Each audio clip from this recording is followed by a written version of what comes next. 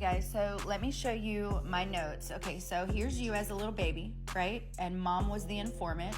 Mom had to inform the state that they have a new employee. That's you. The state then issued you a certificate, and it's worth millions because it's chattel paper, right? It's a security bond worth millions. It's a warehouse receipt because think about all the people that were born on that day, right? So it's a warehouse receipt for mom.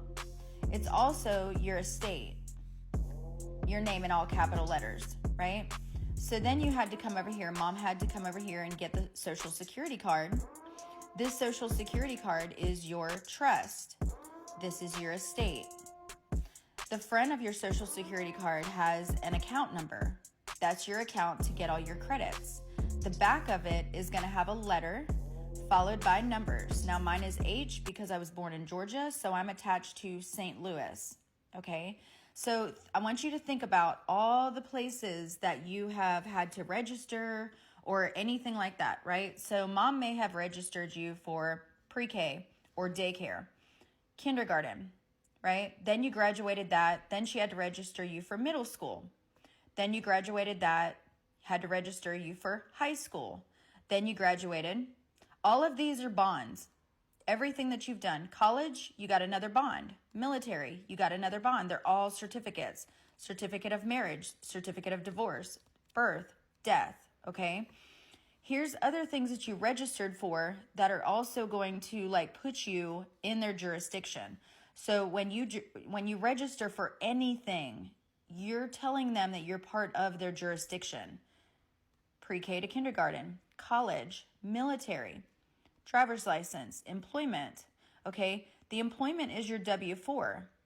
You essentially also got a W-4 when mom registered you because she's the informant.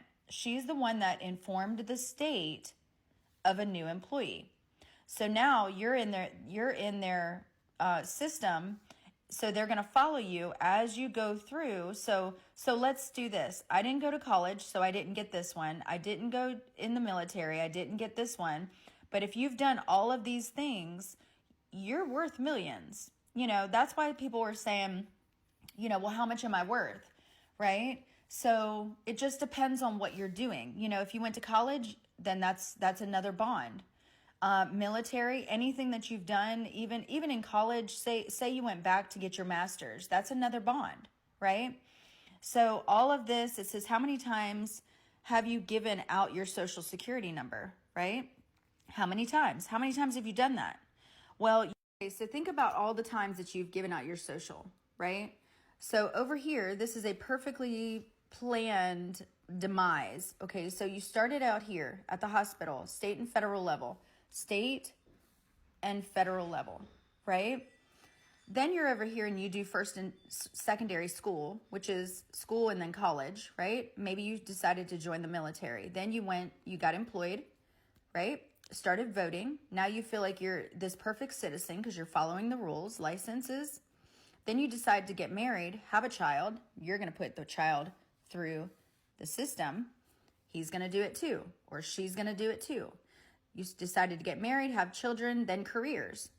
Because you've been employed and you've gone up the chain and you've been a perfect little citizen, right? You sit in sin, right? So then you come across retirement and then death. So when the Rockefellers and all the evil cabal, when they set this up, we're just looping this.